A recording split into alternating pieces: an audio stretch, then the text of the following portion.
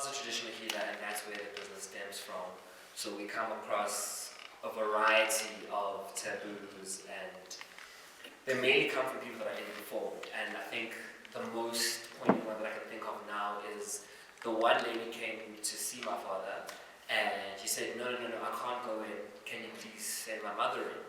And my father was like, why can't you come in? So it's called Yosaka, so it's where his consultation space. And she says, no, I'm on my period. She couldn't even say I'm on my period. She had to whisper to her mother to pass on the message.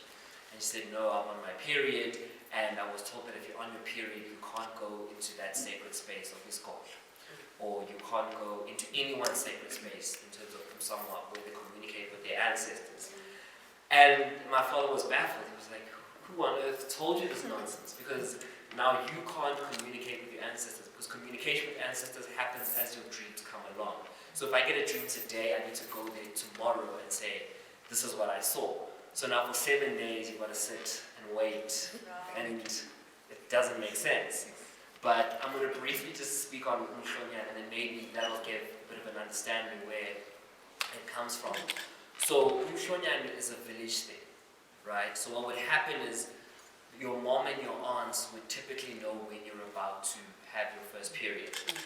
And when you're about to have your first period, your mom will speak to your aunt, and preparations will go in place. And then when you do have your first period, they'll obviously take you inside and they'll speak to you about it and let you know when you're having your first period. And then at that point, your father is going to be the one that is going to, so I'm just trying to translate into English here.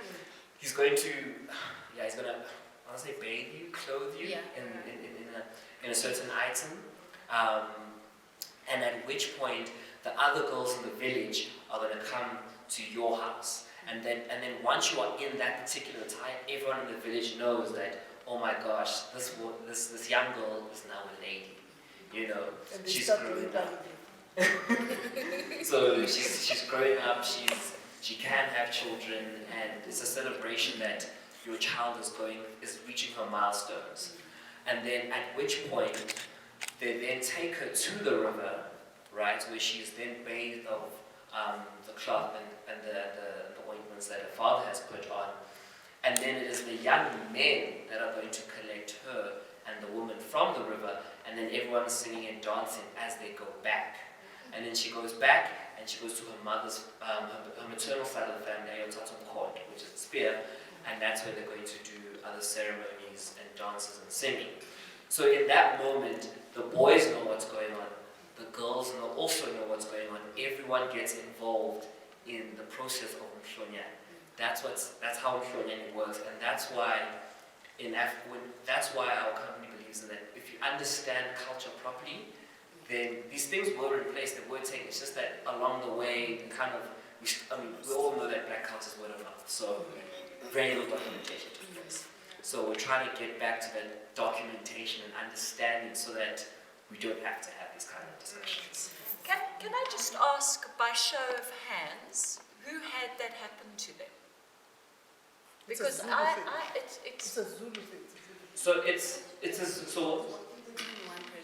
one. So in African cultures, the principle is always the same. It's just the execution is different. So for Zulus, we use a goat. Fantastic. So we use, I think other cultures use a pig. So my dad must have been Zulu in a past life. He would have done that, honestly. He was 2 steps away from doing making a song and dance out of the whole thing. But unfortunately, it is a custom which a lot of people, a lot of our clients are just simply skipping and not doing. Such a pity. And is there a because reason for that? Yes, because it's not there, it's not documented. We've written about it, but it's in Zulu.